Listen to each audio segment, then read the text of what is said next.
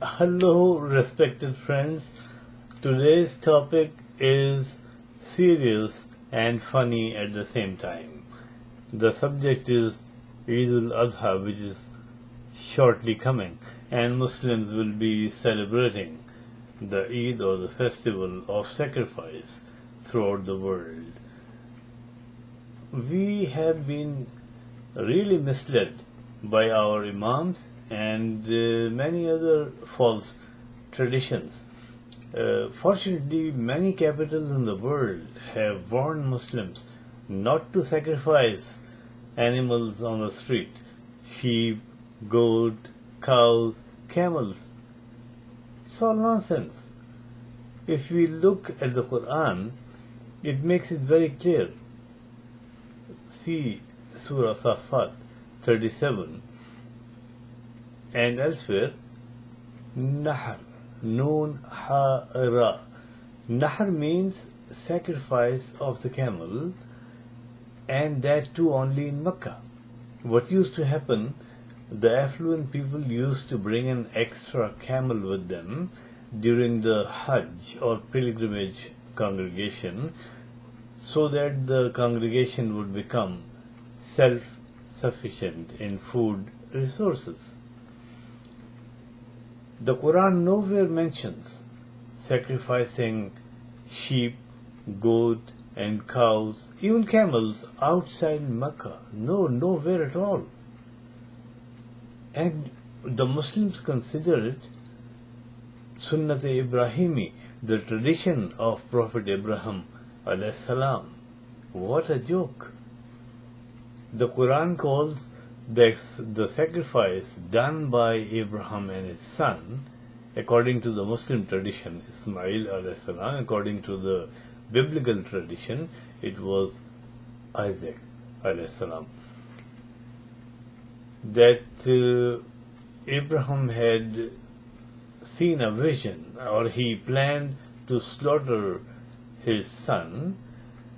According to the Bible, as he prepared for slaughtering his son, a ram was sent from the heavens, and when Abraham opened the eye band, he was surprised to see that there was a ram that has been slaughtered, and his son Isaac was standing all right, fine, smiling.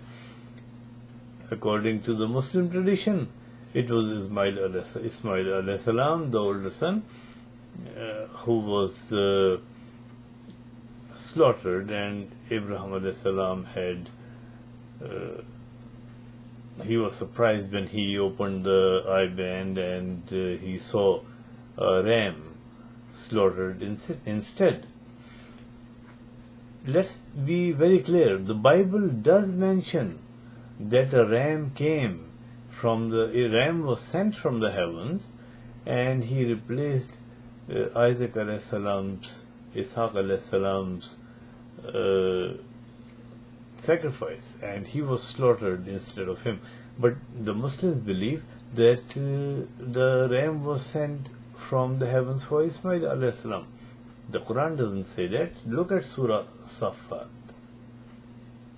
It says, Zibahin Azim, the momentous sacrifice. The momentous sacrifice cannot be slaughtering goats and sheep and cows and even camels. It cannot be. The real momentous sacrifice was that Abraham was the son of the chief priest Azar of the Babylon's powerful king Nimrod. And the chief priest in those times used to have as much power as the king. So that post would have been opened for Ibrahim alayhi salam and also for Ismail alayhi salam after their father. Or let's say even Isaac alayhi salam. Surah Safat tells us that the momentous sacrifice was not the slaughter of a a ram or a sheep or a goat or an animal. No, it was quitting the comfort zone of Babylon, where they would have had a life of luxury like a king. And when, after persecution, Abraham a.s. moved from Babylon to Syria, he became the ruler in Syria. So the comfort zone again in Syria. God wanted Abraham and Ishmael to leave their comfort zone and get settled in the Wadi Ghair Zizara, in the uncultivated valley in which there was located Makkah, and build the first house of monotheism. That was the momentous sacrifice. This slaughtering of animals in the streets cannot be the momentous sacrifice. It cannot be the tradition of Ibrahim a.s. Let's very quickly mention here that Surah 3, verse 97 tells us, Lillahi nasa hijjul bayt. Pilgrimage of the symbolic house of monotheism is a duty upon all mankind, not on Muslims.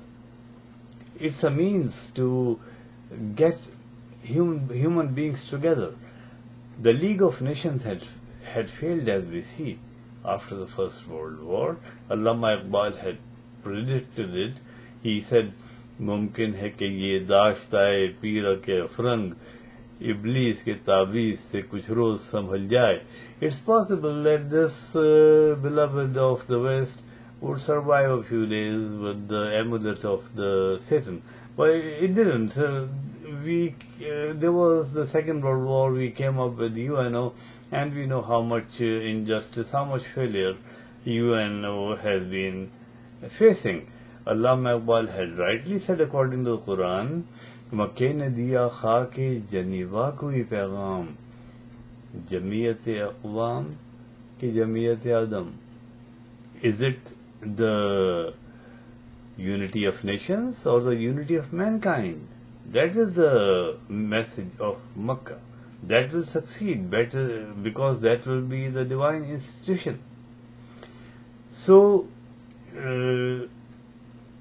please mark my word and look in the Quran that all human beings are invited to Hajj. No non-Muslims are forbidden to go to Hijaz. All that matters is that they cannot administer the Masjid al-Haram because of obvious reasons, Islamic ideology. Very quickly, the Bible does mention that when Abraham was about to slaughter Isaac, he found that there was a ram sent from the heavens. The Quran, see Surah Safat. Let me tell you the verses. 102 to 107 were Surah 37.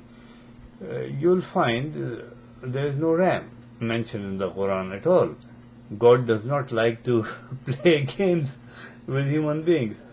Other references are Surah 2, 196 to 203, Surah 3, 96 to 97, Surah 22, verses 27 and 28. So, for God's sake, my dear Muslims, please stop this gimmick, this pagan practice of blood sacrifice of animals in the streets. Revert to the Quran and flourish. May God bless you.